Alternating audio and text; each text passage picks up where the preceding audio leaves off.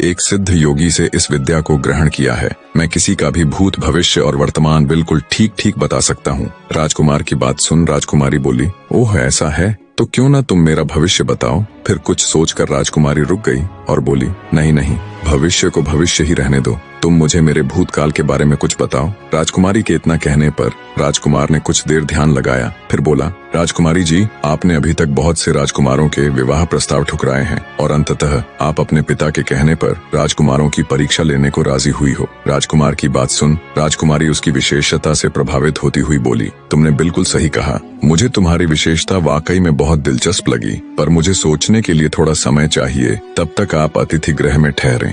राजकुमारी के सौंदर्य की चर्चा सुन उससे विवाह करने को उत्सुक एक और महारथी राजकुमार राजमहल आया। राजकुमारी शशिबाला ने उससे भी सवाल किया कि तुम्हारे अंदर ऐसी क्या खूबी है जो मैं तुम्हारे साथ विवाह करूं। राजकुमारी को जवाब देते हुए राजकुमार बोला, मैंने सालों तपस्या करके अद्भुत ज्ञान हासिल किया है। उस ज्ञान के बलबूते पर मैंने एक ऐसे दिव्य रथ का निर्माण किया है जिसे कहीं भी जाने के लिए घंटे नहीं बल्कि कुछ पल ही लगते हैं। मेरे द्वारा बनाया गया रथ न सिर्फ धरती पर बल्कि पहाड़ और समुद्र से लेकर आकाश तक में कहीं भी जा सकता है, वो भी बस कुछ ही पलों में। राजकुमारी शशिबाला उस राजकुमार की विशेषता से भी बहुत प्रभावित हुई। पहले की तरह राजकुमारी ने उस राजकुमार से भी सोचने के लिए थोड़ा समय मांगा और उसे भी अतिथि गृह में ठहरा दिया। राजकुमारी शशिबाला गहरी सोच में थी कि इन दोनों में से वो किसके साथ विवाह करे। दोनों की ही विशेषताओं ने उसे बहुत प्रभावित किया। ऐसे ही 2 दिन का समय बीत जाता है। राजकुमारी फैसला नहीं कर पा रही थी कि तभी राजकुमारी से विवाह इच्छित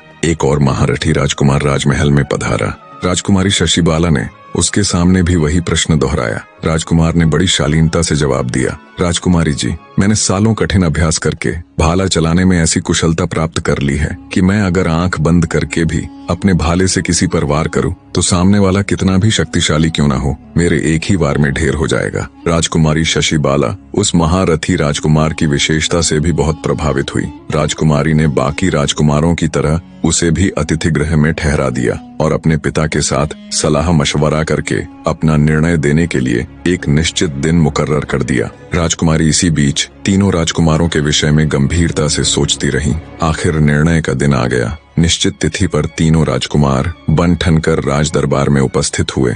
सभी सभासद भी जिज्ञासावश ये जानने के लिए कि राजकुमारी किसको अपना वर चुनेगी राजसभा में आ चुके थे, किंतु राजकुमारी अभी तक नहीं आई थी। तभी कुछ सेविकाओं ने आकर बताया कि राजकुमारी अपने कक्ष में नहीं है। यह सुनते ही पूरे दरबार में खलबली मच गई। राजा के आदेश पर महल का चप्पा चप्पा छाना गया, मगर राजकुमारी का कहीं पता न चला। जल्दी ही यह खबर पूरे राज्य में फैल गई। हर तरफ शोक के बादल छा गए। सबके